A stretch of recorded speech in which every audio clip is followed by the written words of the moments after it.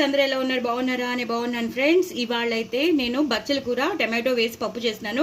పప్పునైతే కందిపప్పునైతే నేను వేయించి పెట్టేసుకున్నాను, తగినన్ని నీళ్లు పోసుకున్నాను. అలాగే పెద్ద పెద్ద టమాటో ముక్కలు, అలాగే ఎక్కువ పచ్చిమిరపకాయలు, ఎక్కువ బచ్చల కూర వేసేసి పసుపు కారం వేసేసి, అలాగే కొంచెం కొన్ని వెల్లుల్లిపాయలు చితగ్గొట్టి వేసేసాను. అలాగే కరివేపాకు కూడా వేసేసాను. ఇప్పుడు దీన్ని నేను ఉడకడానికి పెట్టేస్తున్నాను. ఇది ఉడికిపోయాక అప్పుడు నేను దీనిలో పోపు వేసేటప్పుడు మీకు చూపిస్తాను.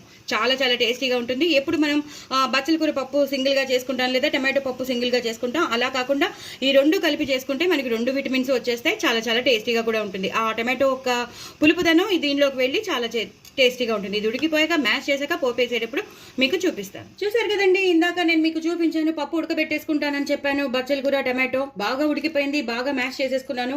ఇప్పుడు తగినంత ఉప్పు వేసేసుకుంటాను. దీనికి సరిపడ ఉప్పు వేసేసుకుంటాను. అలాగే కొంచెం కరివేపాకు కూడా వేసేసుకుంటాను. వేసేసుకుని ఇప్పుడు నేను పోపు వేసేసుకుంటాను. ఆవాలు, జీలకర్ర, ఎండుమిరపకాయలు, అలాగే వెల్లుల్లిపాయలు, ఇంగువ మస్ట్ అండి, చాలా మంచిగా వేసుకోవాలి. అప్పుడే పప్పులోకి బాగుంటుంది. ఇంగువ ఎక్కువ వేసుకుని, నేను ఎప్పుడు వేస్తాను చూసారు కదా కారం, ఆ కారం అనేది ఇంత వేసేసుకుంటాను.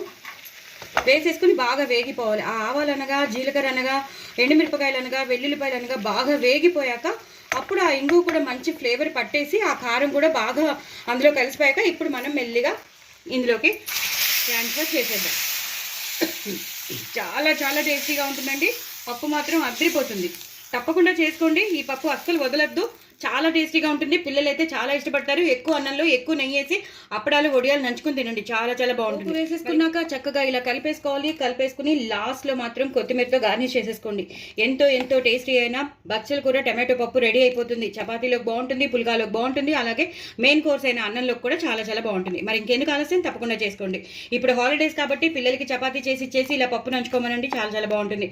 నార్త్ ఇండియాలో అయితే పప్పే నంచుకుంటారు, మనం అంటే కూరలు చేసుకుంటాం కానీ. సో తప్పకుండా చేసుకోండి, ఎంజాయ్ చేయండి. బాయ్ అండి.